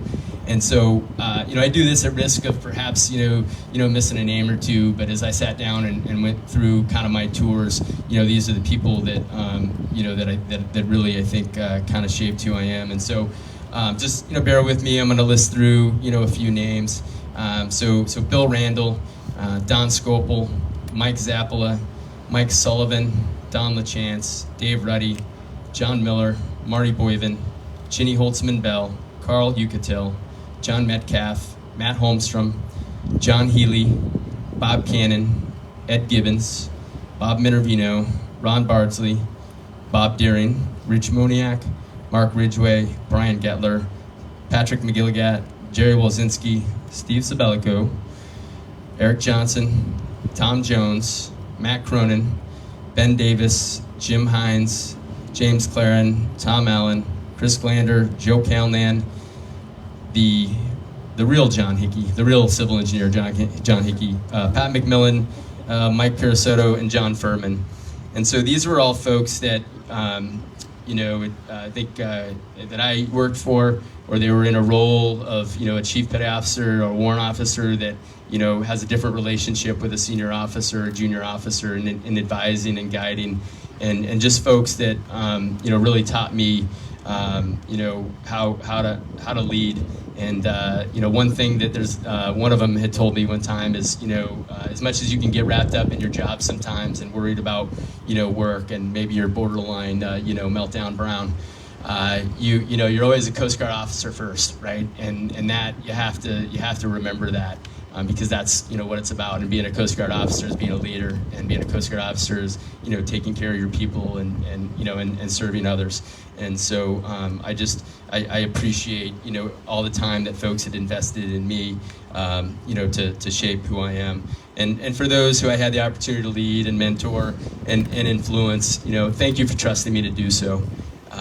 There's no greater feeling in the world than hearing something like what Roger said today. You don't do it for that. You do it because it's the right thing to do. You don't become a mission support professional for all the accolades, right? You do it so that others can be successful and you can go about doing your business. And so the fact that I've had the opportunity to be a positive influence in folks' lives beyond the workplace, that's really what got me up to every day in the morning and motivated to get up at especially this last 10-year run, living up here on the New Hampshire seacoast and either working in Boston or Providence every day. It's not getting up at 4:40 in the morning and being in the car by 4:55 has been kind of nice. But that's what motivated me every day is the opportunity to do things like that. All right, so now we're getting close to the end. I'm going to run through the family a little bit, and then we'll be moving along.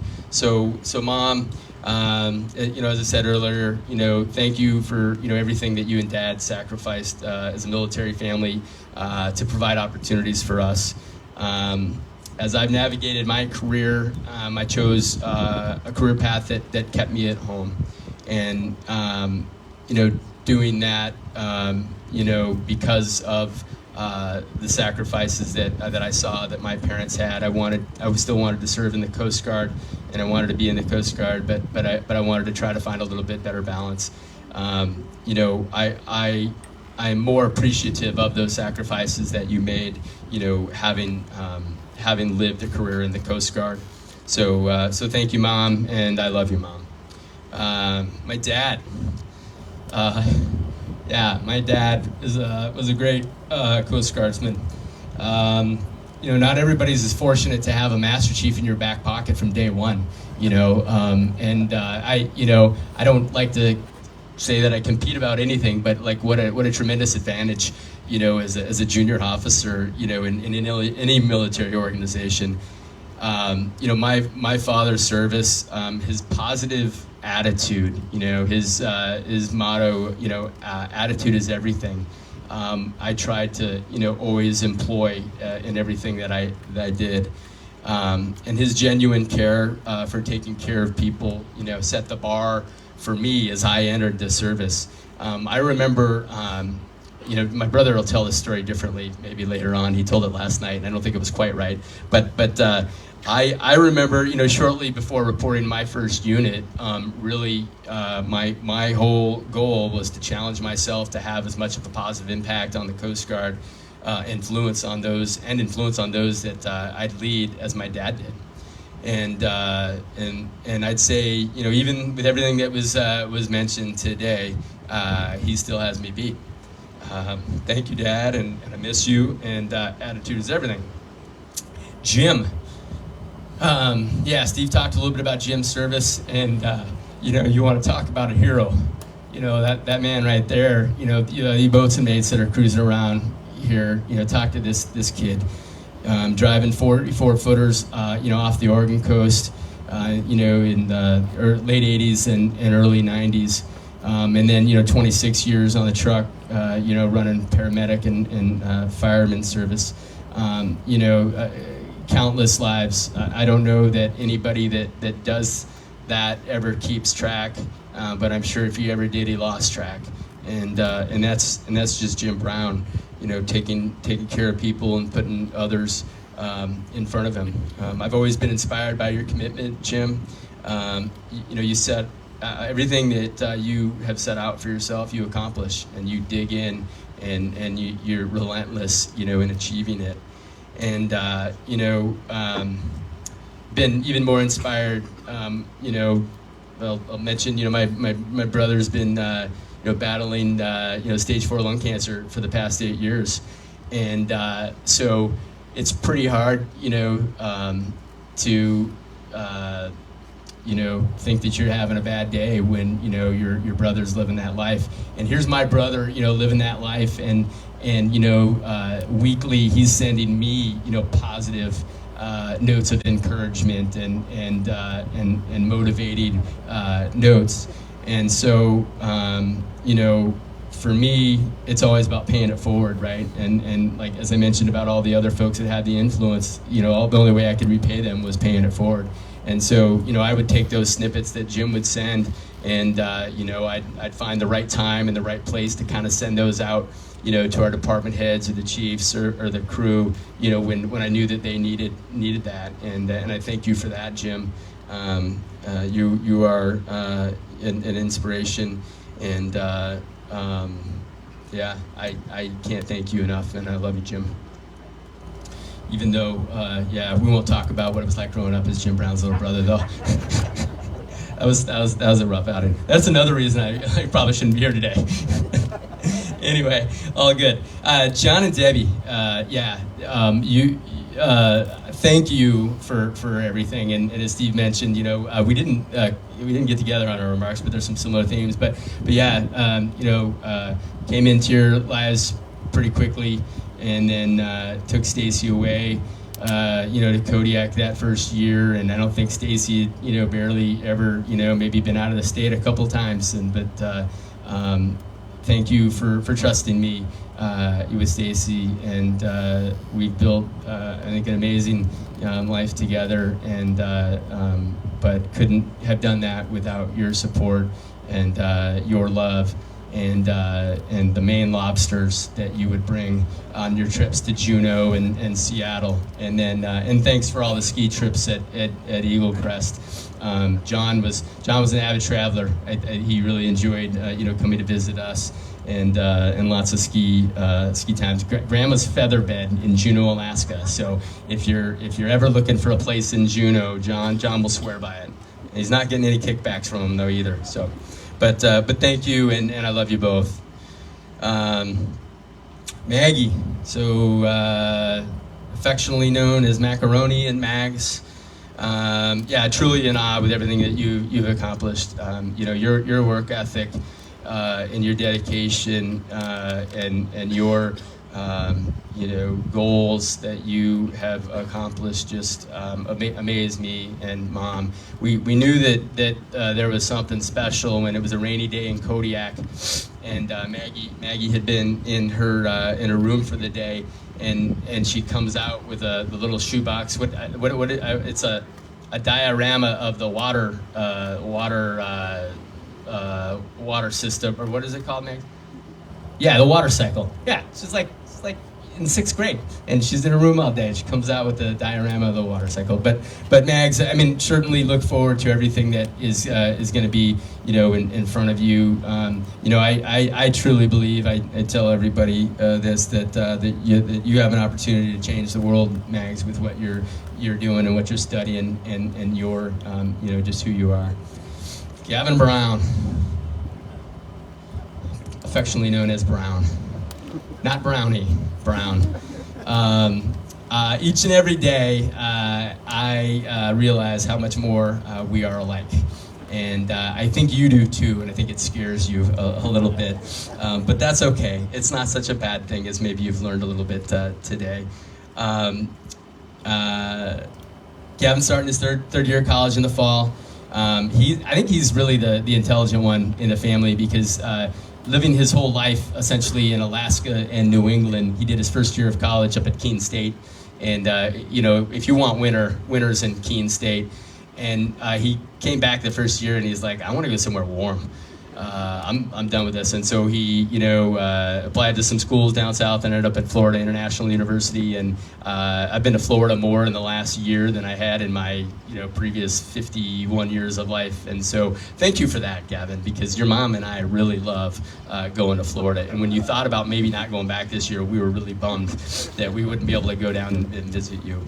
But I do have something, for Gavin, and this is a little more on the serious note. So I have one of my 06 Coke devices here that I want to give to Gavin, and kind of seem kind of corny to Gavin, but it represents the success that comes with finding your path.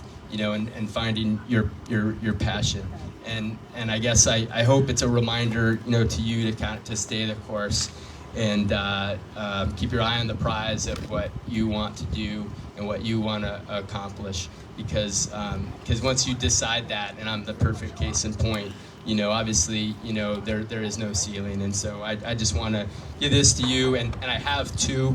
So I can give you two just in the event one gets lost somewhere along the way. But I'll give this to you real quick here, Gav.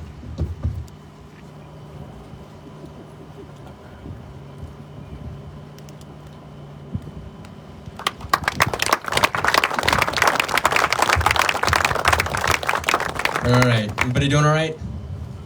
All right, so I think there's one more. So Stacy Brown.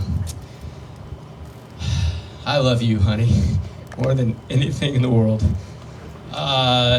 Thanks for jumping in with both feet. I forgot, somebody told me I was supposed to put a rubber band on my wrist to snap me out of the emotions. But thanks for jumping in, with both feet. I mean, we picked up and moved and met new friends and had to say goodbye to great friends. But you just always were excited to take on, every new adventure. And you would make me want to take on, every new adventure that I always didn't want to do. There's no way that I'd be here today, without you reminding me that you and Maggie and Gavin are not in the Coast Guard. As I would come home sometimes and forget that.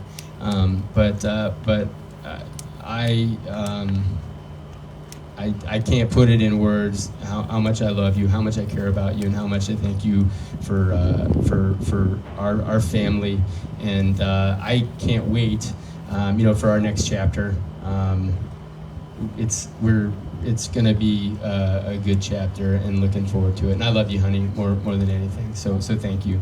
So let's give Stacy at least a round of applause. Round of applause. All right.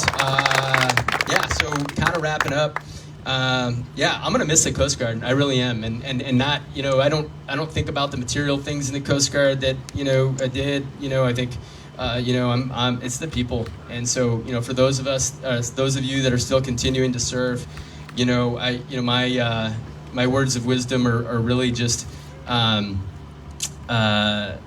cherishing the time that you are now in the Coast Guard. Taking care of your people. Don't overcomplicate things. Make it enjoyable for yourself and make it enjoyable for others.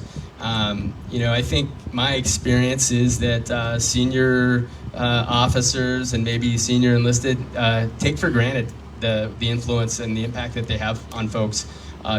Saying hello to a young non-raid or smiling at somebody in the passageway that's the only other person in the passageway, is a huge deal, for folks, and they really appreciate that, and that's what I've learned, in my time, and so for whatever that's worth, and be genuine about caring with people, being genuine about getting to know people, because it's fulfilling. And if you're in the right place at the right time, it just might help you out in your career, as well. So, yeah, I think that about wraps it up. I'm, happy to become part of the Check of the Month Club. That's what everybody says. So on August 1, those of you that are not in the Coast Guard and are outside of the Coast Guard, I will still be continuing to get that paycheck from the United States Coast Guard Retirement Fund. So pretty excited about that. Yeah, I think that's all that I have. I truly appreciate, the folks that are here today are just representative of everybody that I would have ever wanted, to have at my retirement ceremony, and mean a great deal to me.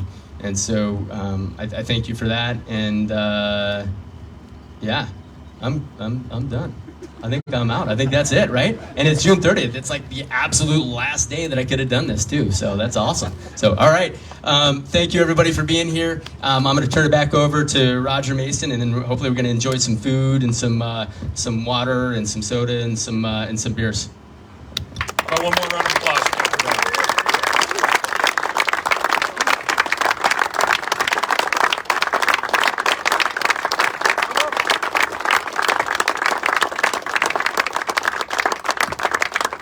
Thank you.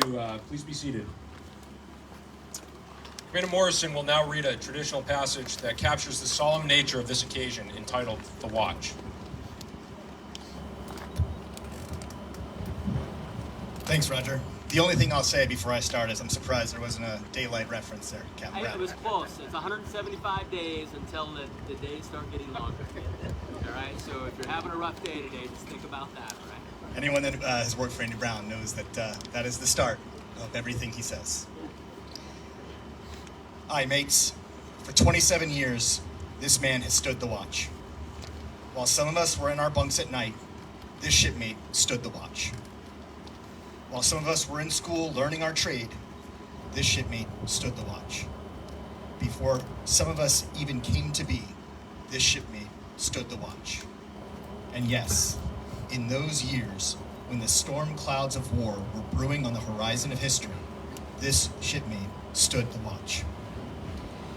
Many times he would cast his eye ashore and see his family standing there, needing his guidance and help, and needing that hand to hold, and he still stood the watch. For 27 years, he has stood the watch, so that we and our families and our fellow countrymen could sleep soundly and safely each and every night, knowing that this lone sailor stood the watch. Today, we are here to say, the watch stands relieved, sir. Relieved by those you have trained, guided, and led. Shipmate, you now stand relieved. We have the watch. Sir.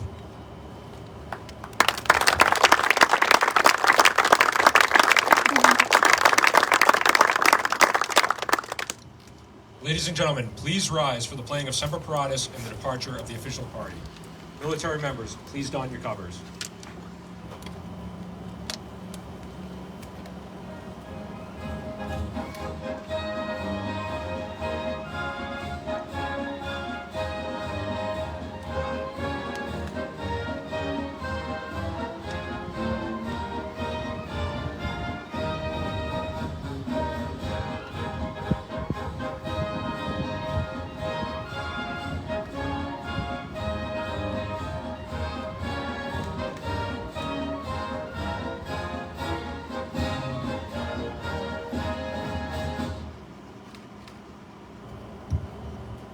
Now, Base Operations Deputy, departing.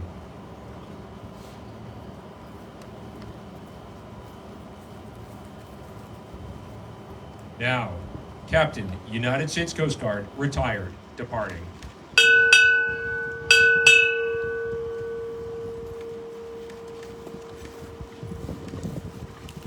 Now, Captain, United States Coast Guard, retired, ashore. Ladies and gentlemen, this concludes our ceremony. On behalf of Captain Brown and his family, thank you for sharing in today's event. Please join us for drinks and refreshments and to further celebrate Captain Danny Brown's service to our nation.